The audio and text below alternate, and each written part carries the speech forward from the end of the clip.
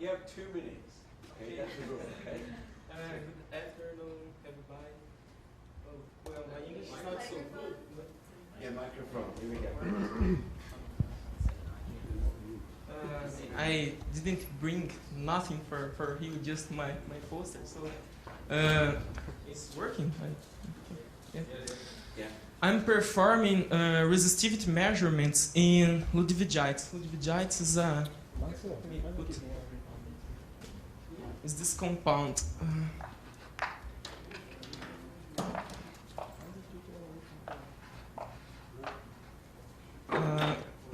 I have two main goals in my poster that show that with resistivity measurements we can see some evidence for some transitions, like structural transitions of some magnetic transitions, and show that we can suppress some leakage currents. This compound has so high resistivity in resistance in low temperature. So we use some characteristics of our instrument to suppress this leakage current. So I can show I expect to show this for you. And why you should see my poster? If in some time you expect, I don't know, if you will perform some kind of resistivity measurements, we can't change some experiments. Yes, I guess is this. I'm sorry. And don't tell us where you're from. Oh, I forget. I'm a Brazilian guy. I'm from a university place on the middle of São Paulo state. It's something like 100 kilometers far from Campinas. Rio Claro is the name of the city. Thank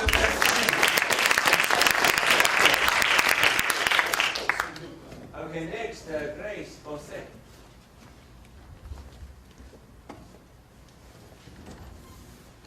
Please introduce yourself, where you're from.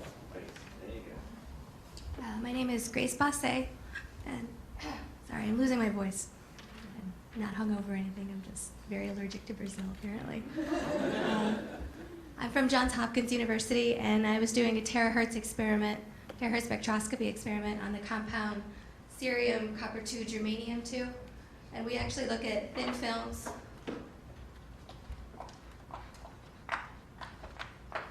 So it's a thin film, has a tetragonal structure. It's about 50 nanometers thick, and we started looking at the formation of this condo lattice in it. It's a condo lattice antiferromagnet, and so by using terahertz, we can look at the complex conductivity. So we can look at the conductivity as a function of frequency, and then see the formation of this heavy fermion lattice, or a heavy fermion state, coming together as we lower in temperature. It has a coherence temperature of about 4 or 5 Kelvin, so we can go down there and see that. And then I have a second part of the experiment. We saw a neutron scattering paper that showed that it actually has a possible quantum critical point if you apply magnetic field. And so we tried to do that, and you'll have to come to my poster to see what happened. Thank you.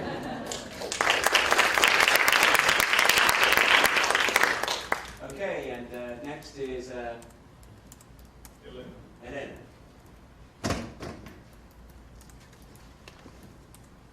Please introduce yourself. Hello, my name is Helena. I'm from Universidade Federal de Minas Gerais, here in Brazil. And I have been working in disordered and strong correlated systems.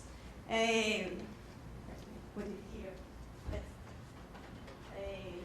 As you know, strong correlated system can go through metal insulator transition. Here is a phase diagram temperature, and U, the electron-electron interaction. And here we have below critical temperature, TC, we have coexistence region. And I am especially interested in the effects of localization due to disorder near the small coexistence region.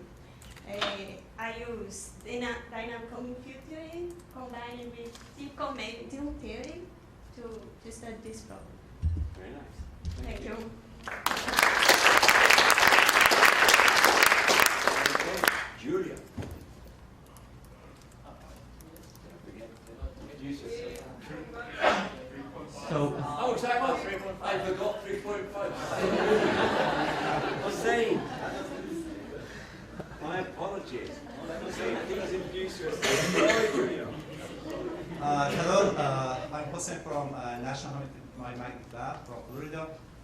I'm working with Vladimir Sorovic. I did 3 different things in my scientific life.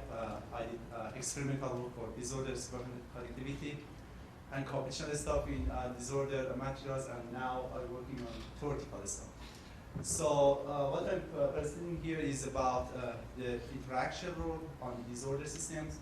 What we tried was in 1D dimensional systems, and we find out that when we add interaction into our system, the most conclusion is all these renormalized sites are correlated to each other, and special correlation is very important in this kind of system.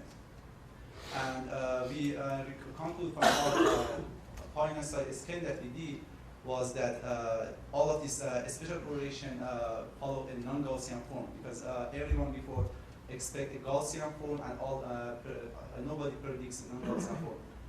So for people in my field, probably it's more interesting because nobody before thinks about non-Gaussian, and we try to more characterize this effect in our system. Thanks. Okay.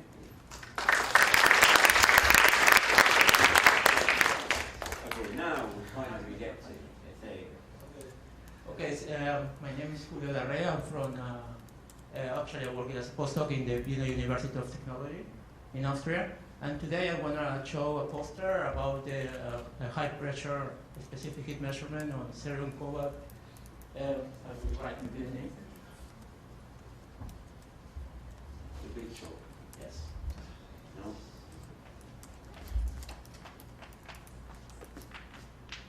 Actually, our purpose is to investigate a putative quantum critical point already proposed 5 years ago here in CBPF by the group of Professor Elisa per resistivity, where the claim is a quantum critical point around 6 kilobar in this system.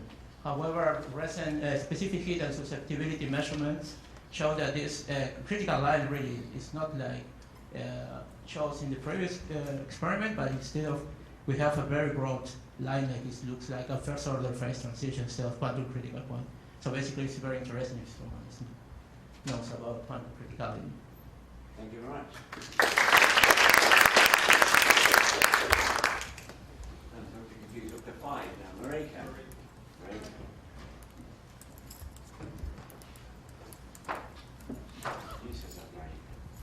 Hello, my name is Mareike Heuer. I am from Karlsruhe Institute of Technology in Germany. And well, my poster is on the, I'm working on iron pnictides, and my poster is on the effect of weak disorder on the phase competition in those materials. And this work is based on earlier work of Raphael together with my advisor Jörg Schmalja.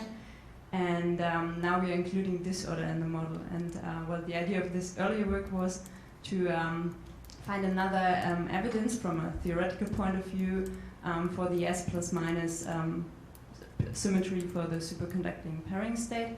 And it's based on the two types of phase diagrams that you find in the iron pnictides, where you have superconductivity and antiferromagnetism, which can coexist or are mutually exclusive, and the S++ pairing state is not consistent with both of types of phase diagrams, whereas the S+ minus state is.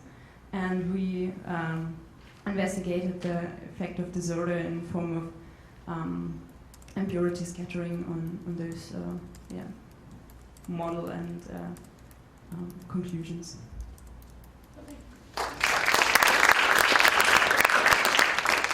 Okay, Steve August.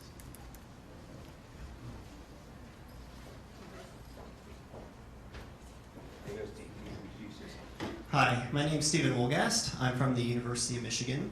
If you were fortunate to be here on Sunday at the afternoon session, you would have heard some talks from Jim Allen and Max Mazzaro and Zach Fisk on a material called Samarium Hexafluoride,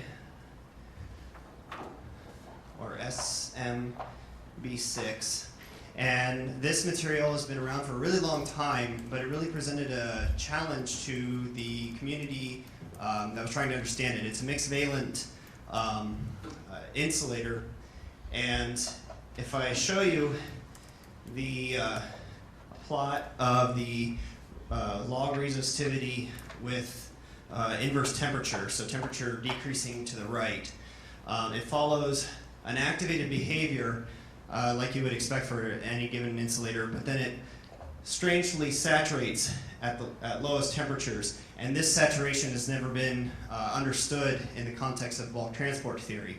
But if you were at the talks, you'll know that this material has recently been considered as a candidate for a topological insulator. And so I show that this residual resistivity is actually due to surface conduction of the topological state, and then make some arguments as to why we think it's topological. Thank you.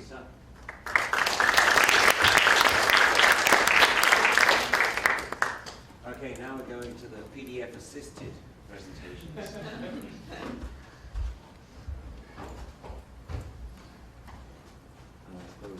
I'll take care of Okay, so. I know. There we are. But don't, you can't start yet. Okay. Right, so- Can I cheat a little bit? No, no cheating. All right, you're up. Please introduce yourself. Okay. Why is it Yuri first? Okay, whatever. Okay. Hi, my name is Yuri. I'm from University of Wisconsin at Madison, and I'm a theorist, so I don't have any pictures on my slide. So hopefully it won't, you won't be too bored to look at my poster, though. What I'm working on is iridates, and in iridates, spin-orbital coupling is very important. Unlike, say, cuprates or iron pnictides, the 4D and 5D orbitals in iridates and other heavy transition metals are much bigger, so their Coulomb interaction there is much smaller, but spin-orbital coupling is much bigger. So what you have is all of the interaction are approximately of the same order. You can't perturbatively include any of them. You have to do it all exactly. And that's what I'm doing. And using super exchange via oxygen sites, you find a peculiar interaction between spins on different iridium atoms, which is of the Kitaev term. So the Kitaev term, it depends what component of spin interacts depends on what bond.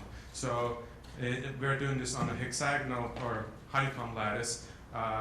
You have 3 bonds for each atom, and depending on which bond it is, you're either going to have X components interact, Y components, or Z components. This introduces anisotropy into the system, and so we can beat Mermin-Wagner theorem and actually have order at finite temperatures because of this. And it has very interesting phase diagram related to 6-state clock model, and that's what I'm going to show on my poster. Thank you.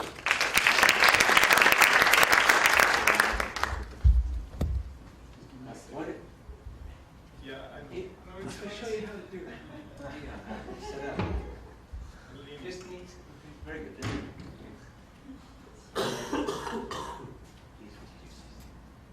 Hi, my name is Aline Ramirez. I am working with peers at Rutgers, and as you can see, I'm talking about a phenomenological theory we developed to understand the electron spin resonance verified in this system, the beta phase of ytterbium aluminum boron 4, that, by the way, was measured by the group of Professor Pagliuzio. This material is very interesting by itself. It is the first ytterbium-based heavy Fermi superconductor. It has some intrinsic quantum criticality to it, but today I'm focusing on the ESR experiment. And I will show you that with with a hybridization model, we are able to explain the main features of this. That is the line shape with hyperfine peaks, also the shift on the G factor, and its anisotropy. But one characteristic puzzle that is very puzzling is the constancy of the intensity of the signal. And I can tell you why it's puzzling if you go to my poster. And that is an issue that is solved by one ingredient that Professor Pagliuccio stressed a lot today in his talk. So these two gentlemen here are in the story, and if you want to know who they are, you should come to my poster. That's it. Okay.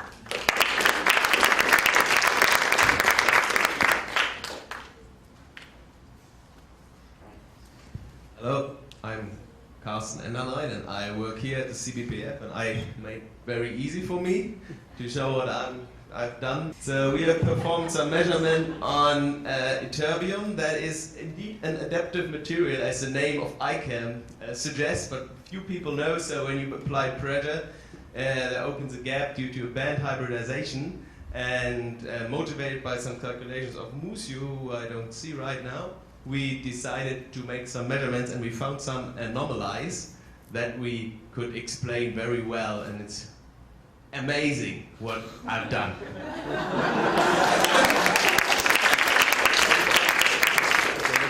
All right. Can't beat that, can you? Next one, please. Try. Thank you. First of all, I want to say Introduce yourself first. Oh, I'm Guillermo Buzón from Rosario, Argentina. I'm very happy to be here. It's really amazing meeting. Well, we try to explain the phenomenology of cuprate superconductors. I won't read the title because it's too long. And me and my group, we study the DJ model in the Larsen approximation. What I'm going to show you is our calculation of the dynamical cell energy beyond mean field. And the reason I think you should go to see my poster is because in our framework we have a picture that allows us to discuss and relate the two scattering rates seen in an angle-dependent magnetoresistance and the anomalous phenomenology seen in ARPES, like pseudo gap, Fermi arcs, and so on. And in the last calculation we made, we obtained the universal critical temperature function. So I hope to see you.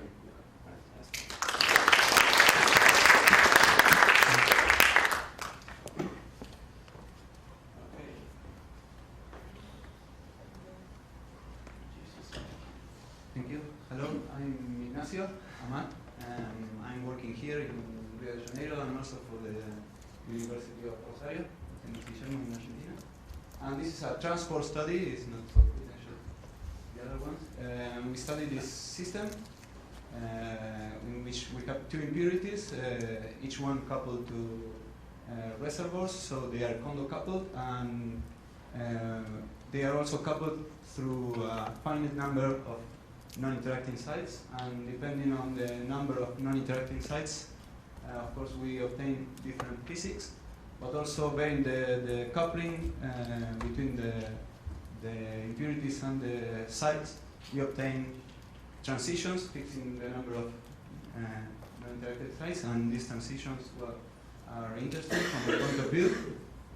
And so it's basically a study between the competition, a study of the competition between the condo physics and, let's say, RQQ1 interaction, or the coupling to the system in the middle.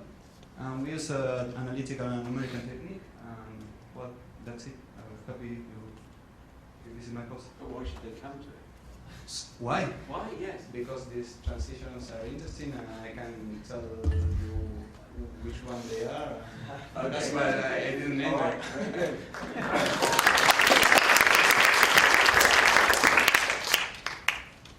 Okay. Interesting. No name. It must have a name inside. Yeah, my name is Jed Bixley from Rice University, and today I'll be talking about our work that's motivated on fermion superconductivity in the vicinity of a quantum critical point. So we introduce this two impurity Bose from the Anderson model, which is basically describes a two impurity model that's condo coupled to a bath of conduction electrons and a bath of magnons, and we solve this with two numerical techniques. We studied the resulting phase diagram and the condo destroyed quantum critical points in this model. And I guess the reason why you should come to my talk is this is the first time anyone has calculated the pairing susceptibility in the vicinity of these kind of condo breakdown quantum critical points. And so we can show basically that you get an enhancement of the pairing susceptibility in the vicinity of a condo breakdown.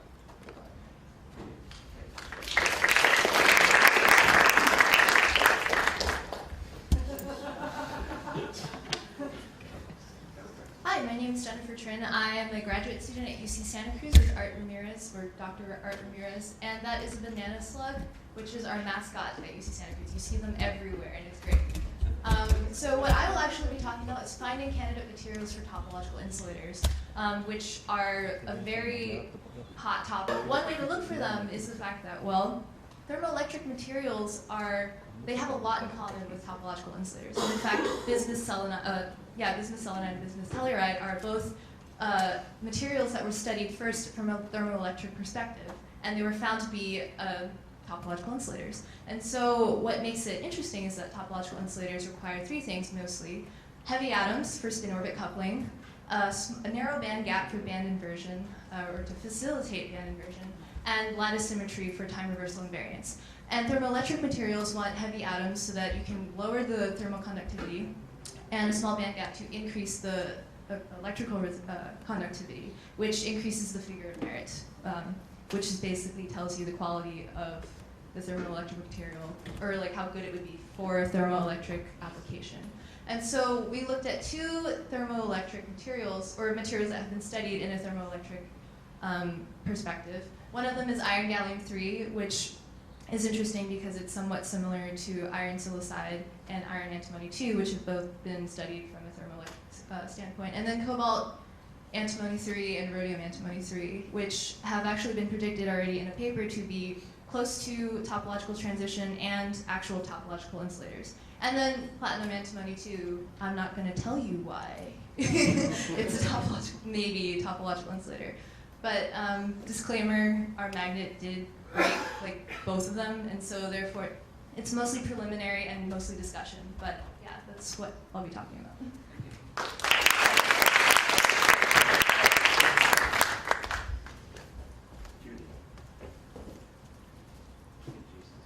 Hi, as you can see, my name is William Muneo, and my work is interplay between superconductivity and magnetism, studied by most power spectroscopy technique.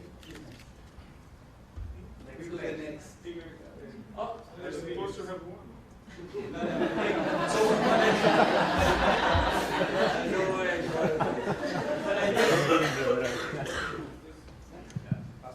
What I did was taking the good crystals, I cleaved them and made them side as you can see there. Then I made most power spectroscopy measurements that are shown there, and the result, the most interesting result here is that in the hyperfine field, it is observed a decrease below the superconducting temperature. And there is no change observed in the magnetic refraction. This shows us that there is a competition between these two orders, and many other things come after the analysis of the data. So I would like you to go there to my poster and we can discuss. Okay.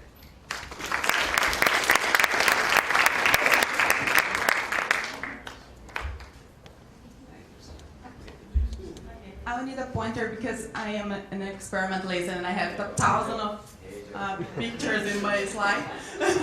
So I'm Priscilla, and I come from the University of Campinas. I'm a PhD student under the supervisor of Professor Palhuso that you heard today. So we study electron spin resonance on 1 to 2 nuclides. Here's the tetragonal structure. So what I do, we grow the samples with tin and indium flux, and I substitute barium by europium to probe the ESR, and then out of the plane, and then in plane, in the iron arsenic plane, with manganese, copper, and ruthenium, and manganese. Manganese we said already. Okay, lots of transitional metals. And then what I do is I have the electric spin resonance lines, and I study them as a function of europium substitution and transitional metal substitution. And well, I'm an experimentalist, but I use equations too. And if you look to the equations, the G value, you can extract the G shift. And you see that there is no G value variation, so the density of states is the same for all materials, as we can see. But the Coringa rate that is shown over here, that is the relaxation, spin lattice relaxation, we can see that this is changing. So this overlap between the European F electrons and the iron bands, it's decreasing as you decrease this distance from the iron to the arsenic. And of course, how can I understand that? With crystal field. And I will show you in my poster how local distortions can change the crystal field and well, help us understand superconductivity.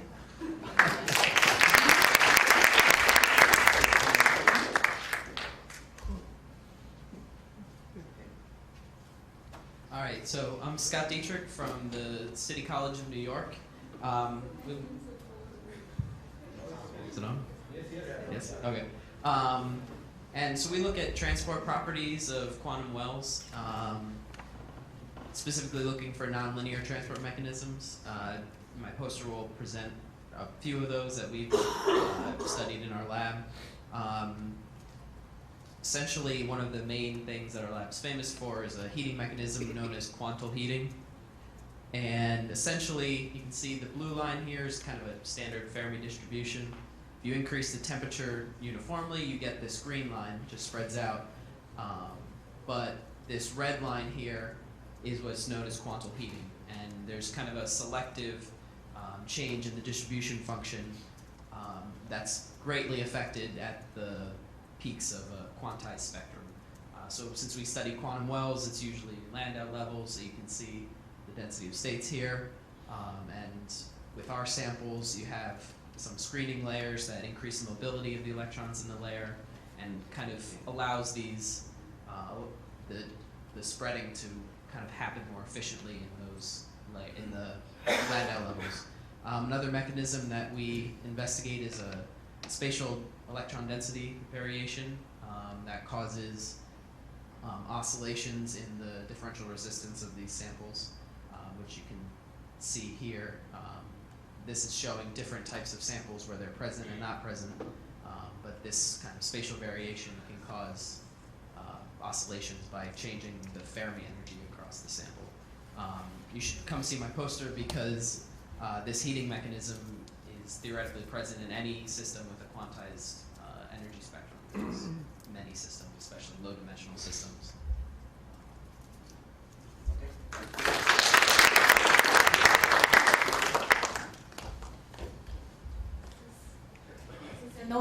No name on the slide, so I think I should come here quickly.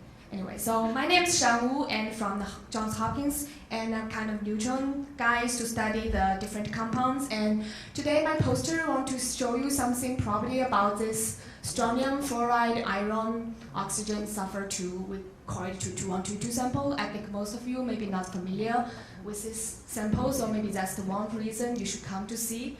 And briefly talking, it's like it shows some antiferromagnetic ordering and the structure is tetragonal, and you can see it has the iron oxidized square lattice plane similar to the that La2 copper oxygen 4. And so neutron guys usually doing something the powder diffraction to see what is the magnetic structure of that.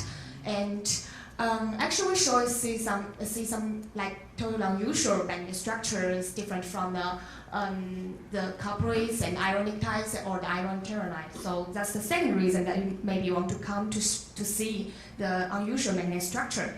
And finally, just welcome to discuss with me and maybe find some maybe possible the future research topics related to this compound. Thank you.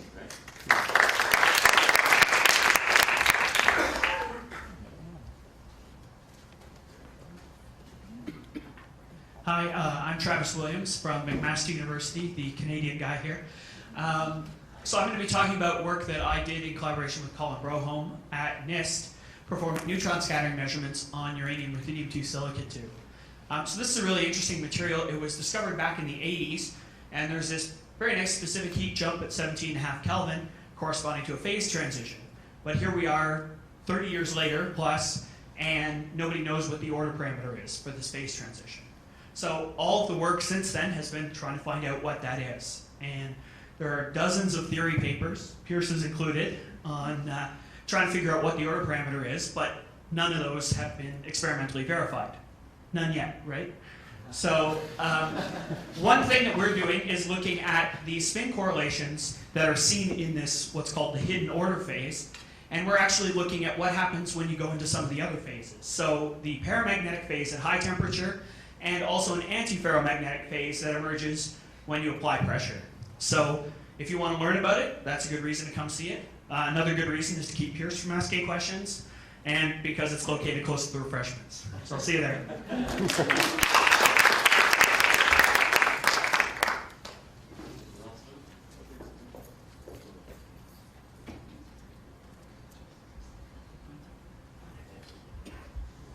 Okay, hello.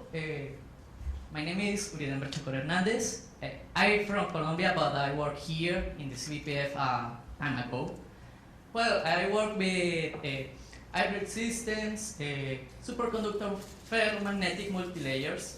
In this case, I make measurements of transport to know to see the superconductive behavior and magnetisms to know or to see the ferromagnetic and superconductor behavior in a magnetic field.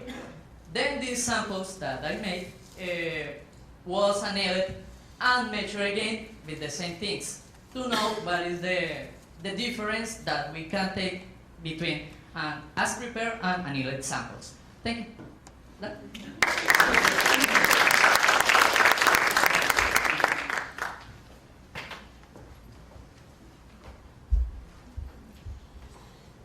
Hi, my name is Miguel. I'm Colombian too, where I'm coming from Switzerland, where I'm currently doing my PhD in the University of Fribourg. And what I'm going to show you in my poster is how we actually characterize this magnetic proximity effect in oxide-based superconductor ferromagnet superlattices, that means cuprates and manganates. And we characterize this magnetic proximity effect using a combined analysis of polarized neutrons and resonant X-ray reflectometry. So if you come to my poster, I will show you what our conclusions are. For example, there in this graph we have seen that in the ferromagnet there's a strong suppression of the ferromagnetic moment at the interface, and at the same moment in the superconductor we have seen there's an induced copper moment. Also, I will show you some preliminary evidence of a superconducting induced change in the magnetic profile. That means an actual interaction between superconductivity and magnetism in this system. And further, I will show you that these things completely disappear if the ferromagnet is changed by an insulating one. This is a conducting one. If the ferromagnet is insulating, none of these effects are present. So I guess you are eager to see the process. There's one missing. Try you. I think that's the first reason why you should come to my poster, because the last one.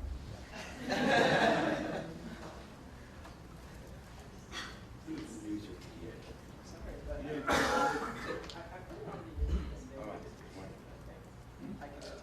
I didn't delete anything. I'll just talk. So, hi, my name is Cherry Yuan, and I work with Quantal. I'm from the University of Minnesota at Twin Cities. And, wait. You found it? No, that's me. After that. Yeah. There's more people missing? I am missing at least, right? Okay. So let's go again. Well, I can come there and just talk like you will. Alright, so now it's easier. So as has been mentioned by Rafael in his lectures, that for most of the RNA type compounds, the magnetism and structural transitions is such that we could have, on lower temperature, we have the Kaiser order spec phase. Then we got the structural A and E lattice constant, which is different. And also, we got the corresponding stripe magnetic phase. And some recent experiments, I think it's by James group on vector culture, and they found this magnetic order. The order of vector is also at pi 0 and 0 pi.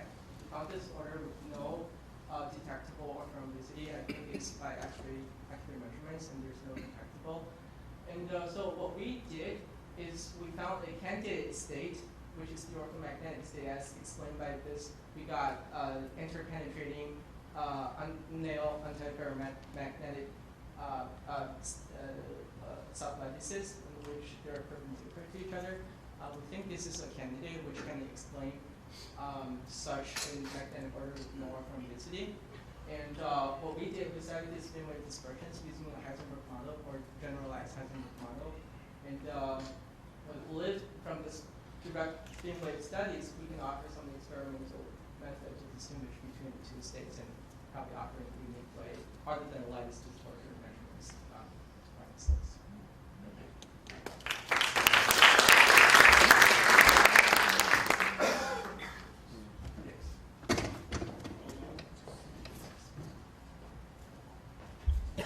Is this yours? Hi everyone, my name is Yogesh. I am from Kent State University in USA, and I work with Dr. Kalman on Amazon.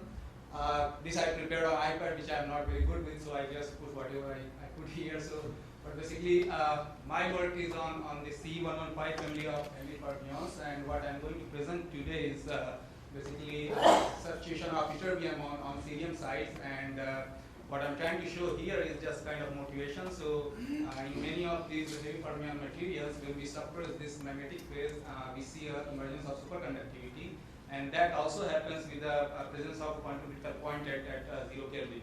So basically in this material, when we substitute YB, it's a little different from other rare substitutions. And what we see in this case is that this non-fermi liquid behavior persists for quite a large range of doping.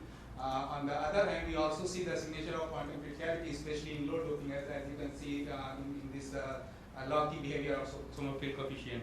So what my poster is, it's about using the magnetic resistance measurement technique, and to discuss more about the relation between this quantum criticality and non-fermi liquid behavior in this material. So none of this is my data, but in my poster I have data there, so you are all most welcome to come there and have a chat with me. Thank you. Is there anyone else that we missed? Maybe there's someone hiding. Is anyone hiding? We will find out. Okay, well, that's been a great session, and see you at the process. Thank you, everyone.